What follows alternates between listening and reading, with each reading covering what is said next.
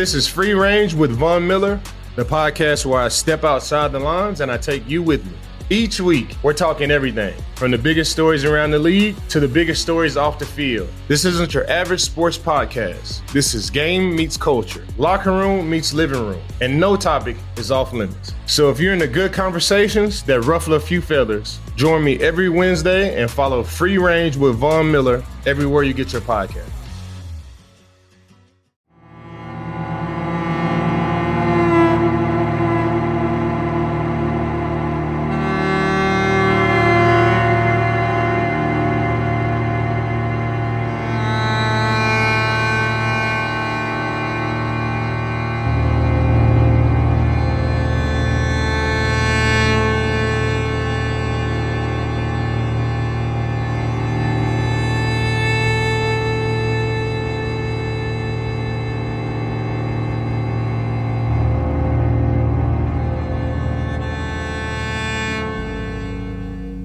Vacation from yourself.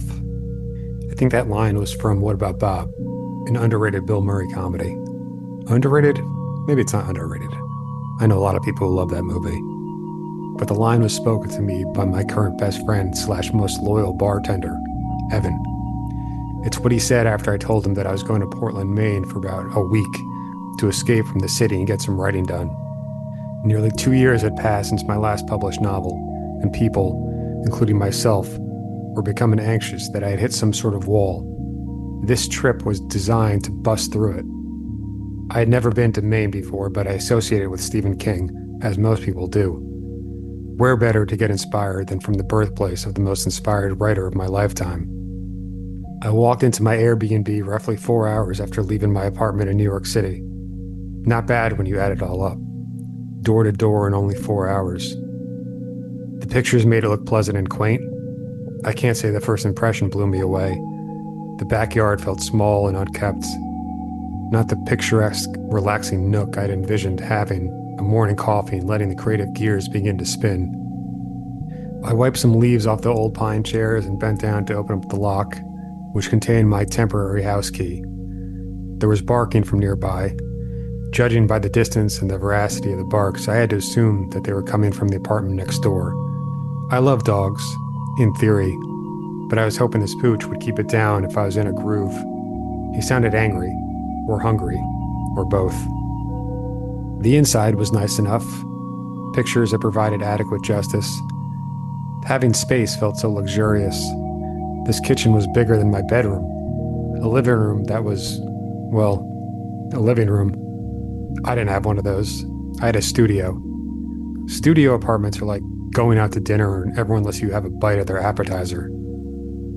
I took a shower because I hated the one I had back home, and few things are more therapeutic than a long, hot shower in a bathroom that you don't have to clean.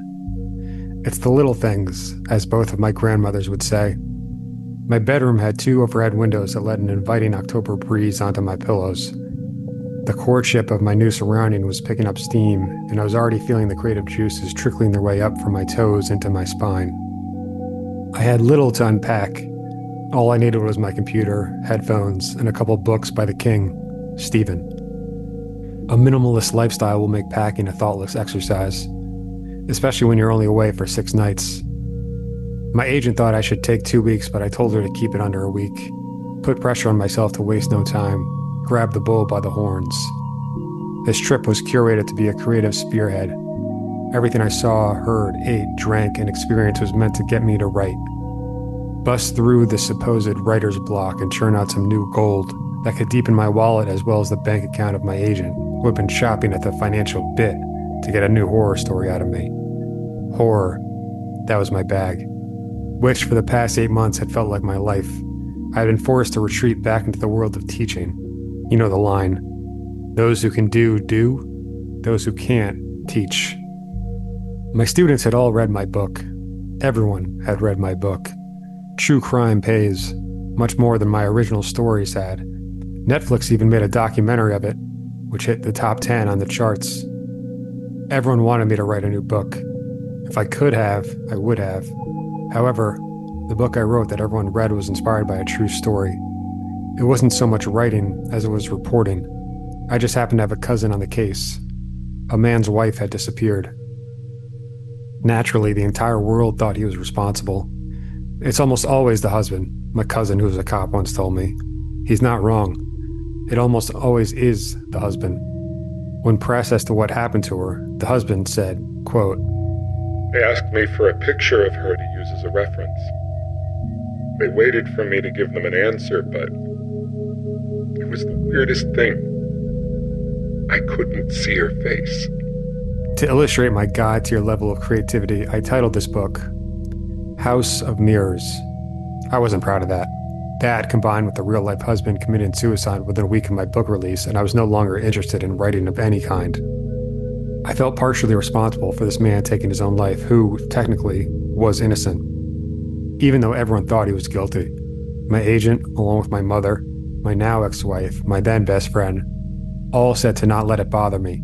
The guy deserved to die. He had obviously killed his wife and hid the body. If anything, I should be celebrated for putting him 6 feet under the ground. They had a point, I suppose. Yet, I felt empty. That was almost 2 years ago.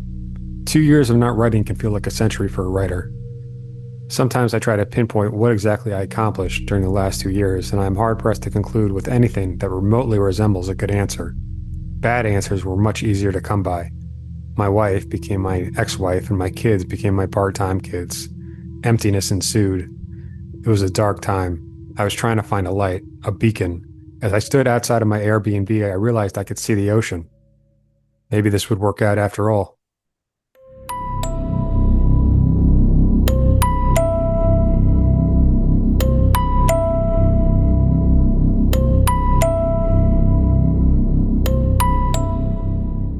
Double Shot Coffee was only 2 blocks away.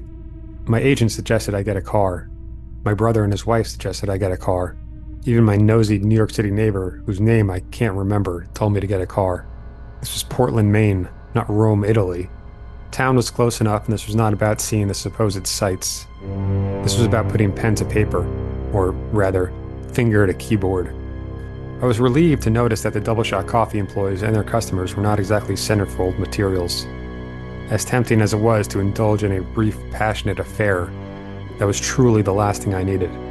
What I needed was an idea, a spark, the Raven. The beach was small and rocky. My sandy cohorts ran the gambit in terms of vibe. There was something a little uneasy about the folks I had come into contact with thus far. Everywhere is more courteous compared to New York, but there was an apprehension in terms of civility that it felt a little unnerving. Portland, Maine was seen as a lightweight tourist destination. I can't say that there was a warmth.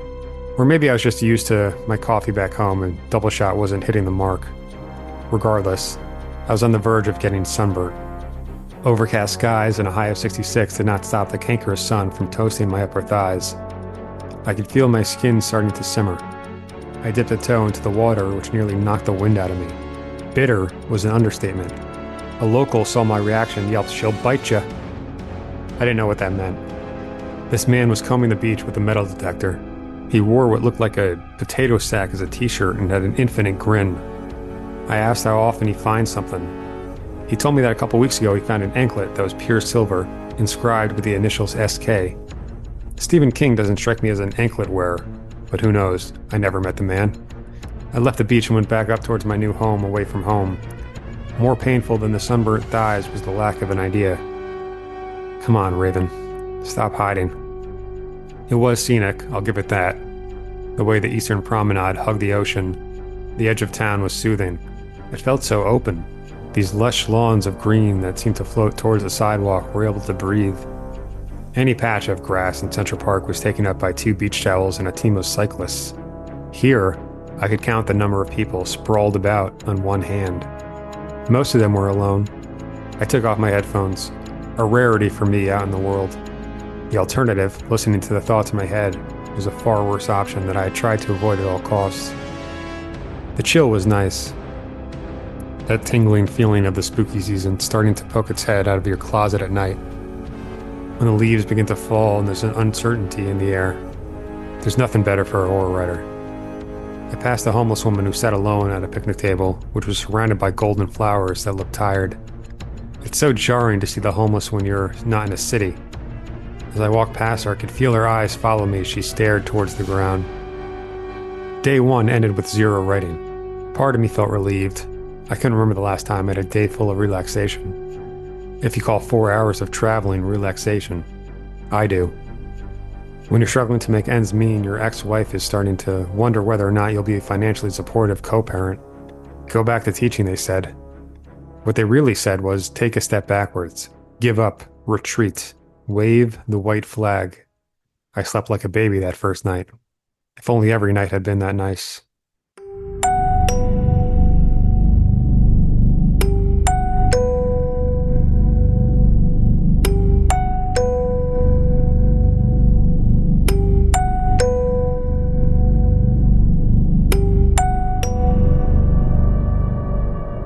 Strangers were becoming familiar.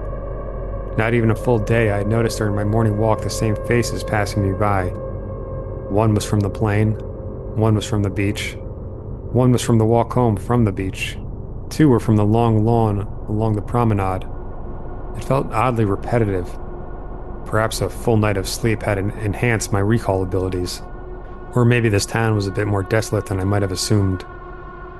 I wasn't ready to sit down and stare at the white page yet. I thought another day of exploring might get the engine revving. I signed up for a tour, a bus tour to be specific, nearly 2 hours in length. To kill time, I went to the Holy Donut and ate a donut that was made from potatoes. Delicious. I contemplated waiting in line for an additional 15 minutes to get another one, but I thought 2 donuts and a double-shot coffee might lead to a dicey stomach predicament during my impending 2-hour tour, so I opted against it. The host of the tour admitted to stage fright while standing in the front of the bus as he introduced himself. It wasn't quite a bus. It was as if a bus and a trolley had a baby.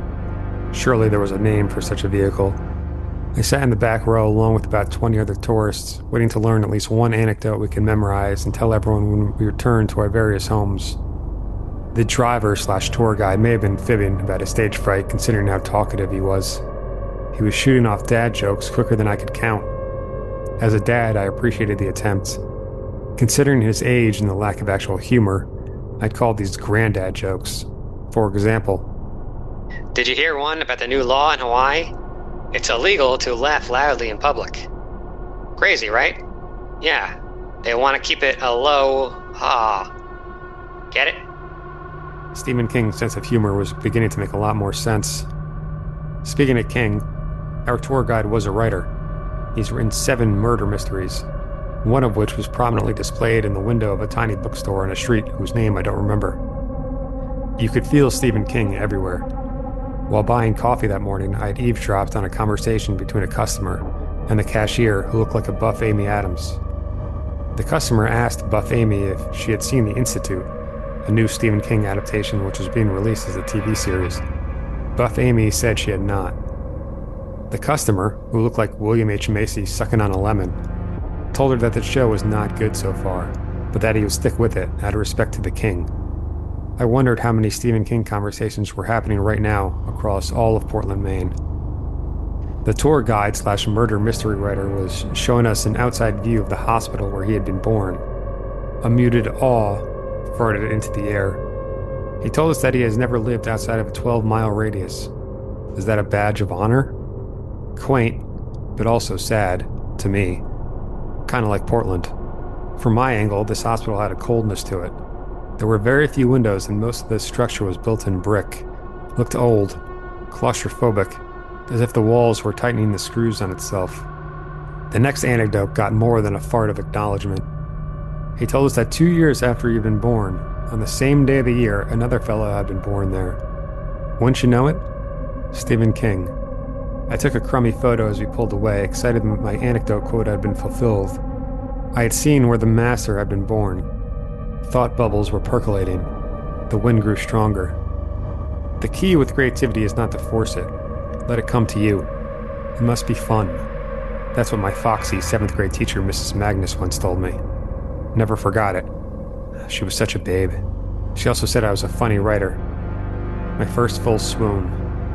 They call it passion for a reason. Nobody goes through the motions when it comes to their passion. They attack it with a ravenous spirit. I was starting to feel the raven nibble on my toes. Something about familiar strangers. That's what I was clinging to at the moment. I didn't know where the idea would take me, but I was ready to follow it, until he told us about the Red Door. While driving through town, he casually mentioned for us to check out the tiny church on our right. He specified the Red Door. Churches with red doors meant that someone was on the premises 24/7, available to speak with you if you needed help. The Red Door was a symbol that meant sanctuary. This tradition dates back to medieval England, where a red-painted church door signified a place where civil law did not apply, and those inside could claim protection and present their case without fear of harm. In broader Christian symbolism, red doors also represent the blood of Christ, the Passover, spiritual refuge and freedom.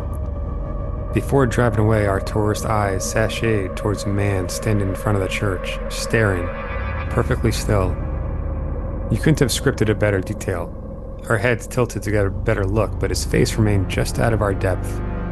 He was so ominous that the two women in front of me began to giggle, in that nervous way you laugh with your friends in a basement on Halloween. The rest of the tour was pleasant enough. We drove to South Portland to see a lighthouse. People took somewhat scenic photos and stretched their achy legs. All I could think about was that red door. Was there someone living inside that tiny church right now? At all times of the day? The Raven was salivating. Time to write. The story had no shape. Not yet. But you need to fill the space. Take away the power of the blank page. I started to type out everything I'd experienced so far in almost a day and a half of my Portland, Maine excursion. People, places, potato donuts. Leave no memory stone unturned. I focused on the odd temperature within the collective room in the city. The disgusted looks from multiple locals when they saw our tour bus drive by them. There was a palpable bitterness towards outsiders lurking underneath the crooked smiles. Where did that stem from? My story was a hodgepodge of emotional thoughts without anything that resembled a structural roadmap. Anytime my fingers took a break, I would think about the same thing. The Red Door. Who was behind it? Odds and ends of my journey were starting to mutate towards beats of a story while veering into self-indulgence. Incorporating too much of me and my feelings into the tale. This is dangerous, lazy, insecure. When your story becomes about you, it gets too personal and the audience can feel that. You need distance. You need to remain accessible. You need to be a tour guide. Eureka, he's the compass of my story. Who is he? Who is he really? What does he want? What does he really want? Each question was more intoxicating than the last. This man who had lived within a 12-mile radius his whole life. This man who knew this quaint, off-kilter city better than anyone else. Being so ingrained into your hometown that you cannot see past it. I was ignited. The wall had burst. Writing became effortless. It was spilling out of me like the truth after too much whiskey. I started writing around 3 and it was now nearly 11. The groove had found me. Developing this backstory of a tour guide with a menacing sense of loyalty. The ire of his rage aimed at tourists who did not treat his home with the proper amount of respect he felt that it deserved. Such a pleasant fellow. Nobody would ever suspect him. Gene, I called him. Gene, the king of granddad jokes. The clock struck midnight. Not literally, but almost. 11:57. I wanted to end on a high note. Starting is the hardest part. It's like anything else. Going to the gym, asking out the girl, starting the story. It feels impossible until you begin, and all of a sudden the road is built on your footprints. I swiftly shut my laptop and tucked it away under the nightstand. I knew tonight's sleep would not match the slumber of my previous night. Trying to doze off during the middle of a creative surge will cross wires upstairs, and your heart will take a while to settle down. The final thought before dozing off was not the reignition of my passion. It was not Gene, the king of granddad jokes, hell-bent on keeping his sacred land pure. No. The final thought before I closed my eyes. The Red Door. I had to go. Chestnut Street Church. 27-minute walk. At night. Alone. Through the streets that raised Stephen King. My story demanded that I go, so I got up and dressed lighter than I should have. It was 48 degrees, yet my adrenaline told me that all I needed was a light army jacket, cargo shorts, my keys, and the dice. The dice, given to me by my boy Hank when he was only 2 years old. I had been sitting in my then office, which was our attic. Hank had walked up the stairs all by himself, and he handed me something. I smiled and saw that my little guy was holding light green dice. I asked him where he found it. He just giggled and went downstairs. At dinner that night, I asked my wife, where could Hank have found these dice? She had no idea.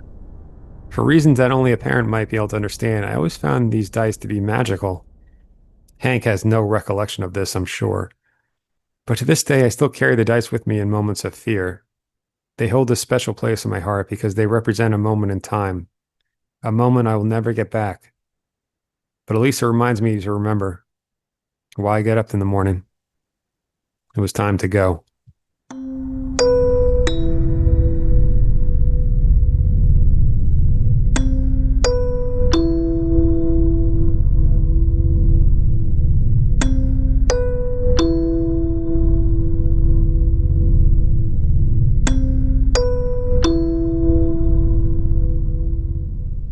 What sort of creatures emerged from the shadows in the land of Stephen King? The roads were empty. Most of the homes were pitch black. Occasionally, I would see glimmers of fire from the lips of a nearby neighbor who smoked from their porch. One time I waved. They did not reciprocate. Just a silhouette of a person who seemed destined to keep their car in neutral. If only Mrs. Magnus could see me now. I wondered where she was. How hard could it be to find out? Nobody stays missing nowadays. Except in the House of Mirrors. The wife's body was never found. The husband's body was, though. He had laid himself down into the bathtub and cut a hole along his neck that stretched from ear to ear. My cousin the cop told me that every mirror in the house was smashed. Anything with a reflection was destroyed. What caught his eye seemed minor to an outsider, but he always found it odd. His hands, the husband's hands, they weren't cut, not a single scratch. How could someone break all the glass in their house and have perfectly healthy hands? It seemed impossible. Almost. I stopped at the street corner on Chestnut. I could see it now. The red door, lit up, like a lighthouse during the 19th century. The only thing on this desolate road that felt alive. None of the streetlights were working. It was silent. You could hear a cat sprint around the corner into an alleyway. I had no plan. What to say once that door opened? Who cared? I was there. That's what mattered. As I approached the church, I began to fixate on where the light was coming from. There was no overhead fixture, nothing below either. How was this door being lit? It had a glow. The same way my wife had a glow after she found out that she was pregnant. It's that beautiful cocktail of love mixed with the unknown. Life at its most beautiful. The purity you feel as you wrap yourself into a mystery. I knocked. No answer. I waited, looking around. There were no windows, no sliver of a viewpoint to gauge whether or not this residence had a resident. I knocked again. This time, I felt a slight give, just the hint of an opening. This door was not locked. I cupped my mouth with my right hand and let the wind bring my call of hello through the Chestnut Church. I waited again. Nothing. Was it empty inside? I couldn't stop now. The same way I couldn't stop from asking my wife out after that first creative writing class.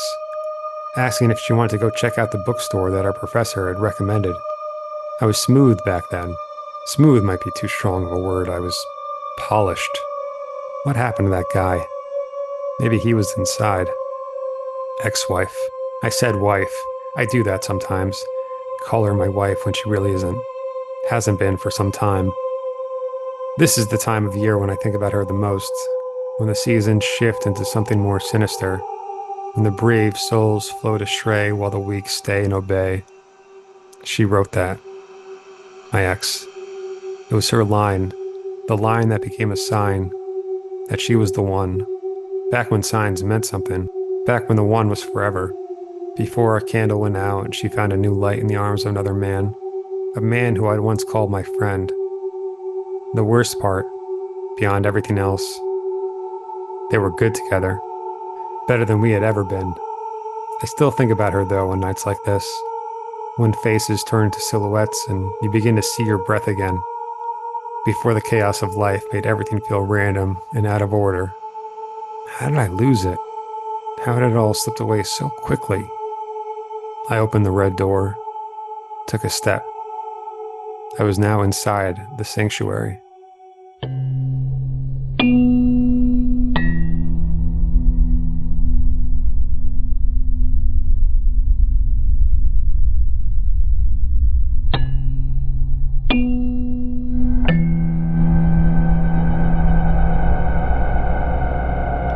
Nothing but darkness.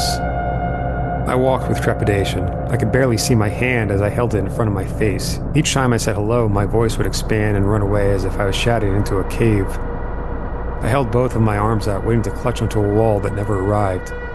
The geography made no sense. The church was small, much smaller than the lengths I'd walked so far.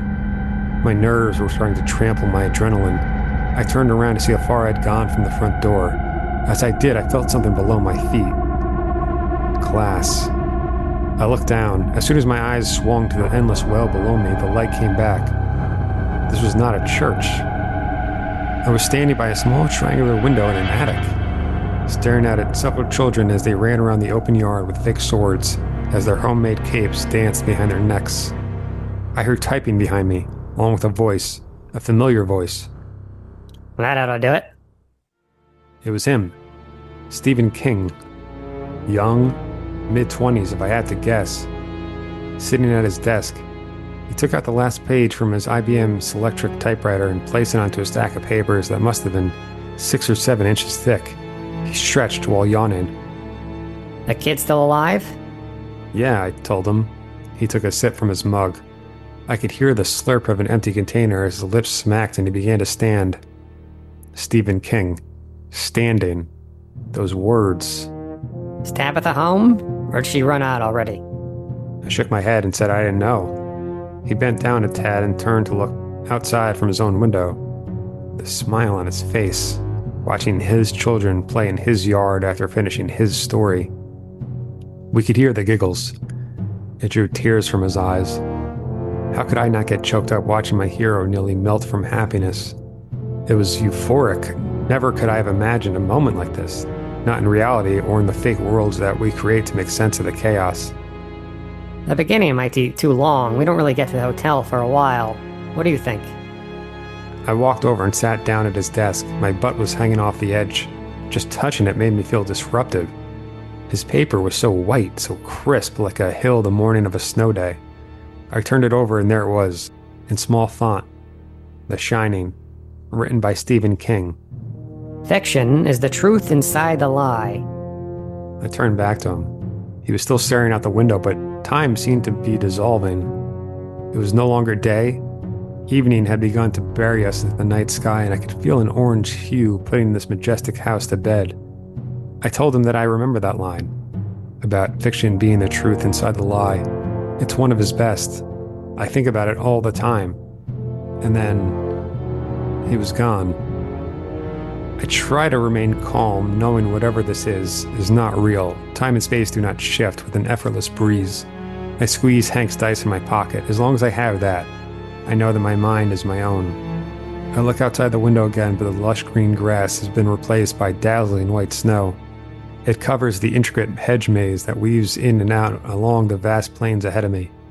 There is a bristling horn out in the distance. For a moment, I think it's a boat signaling towards the lighthouse, until I hear typing.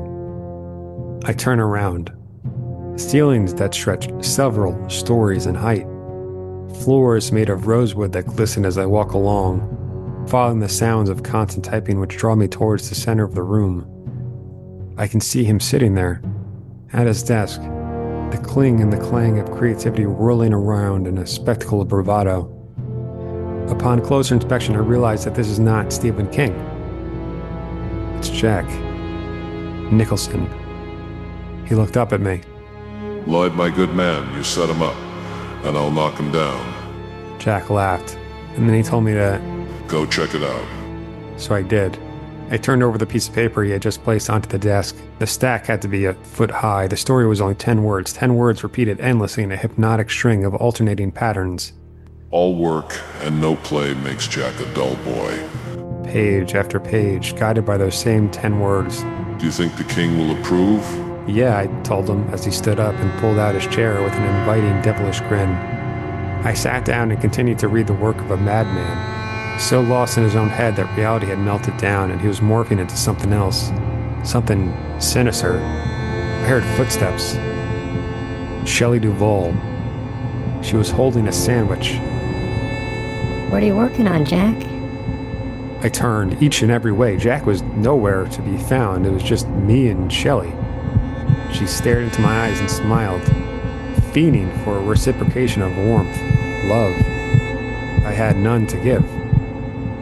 Dinner is at 6 tonight, Jack. Don't be late. She smiled while setting the plate down onto my desk. She gave me a kiss on the cheek and then started to walk away. Beyond her, I could see a child waiting by the doorway. He seemed scared.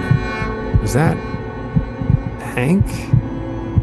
I tried calling out for him, but my voice made no sound. The silence became deafening. I reached into my pocket. Day turned to night within the blink of an eye. The horn in the distance grew louder. The orange hue was taking shape as its fingers ran along the windows. Shelley and the child were gone. I could still feel the dice, Hank's dice. The dice that told me that this was not a dream. Whatever this was, wherever this was, whoever I was, this was all real. I was Jack Torrance in the Overlook Hotel. In this world of tales we weave, fictions dance where dreams believe. Truth and lies intertwine. In the silence your heart shines. So I'll hold you through the night. In your arms I find the light. With whispers soft, like velvet rain. In shadows cast, there's joy and pain. Every story wrapped in disguise, the beauty blooms where heartache lies. So let's dance beneath the stars, in the rhythm of our scars. As the moonlight spills our dreams anew, in every laugh, in every tear we grew, a tapestry of romance and despair. In the truth of our embrace we lay it bare. So I'll hold you through this night. In your arms we'll make it right. This is Free Range with Von Miller, the podcast where I step outside the lines and I take you with me. Each week, we're talking everything from the biggest stories around the league to the biggest stories off the field. This isn't your average sports podcast. This is game meets culture, locker room meets living room, and no topic is off limits. So if you're into good conversations that ruffle a few feathers, join me every Wednesday and follow Free Range with Von Miller everywhere you get your podcast.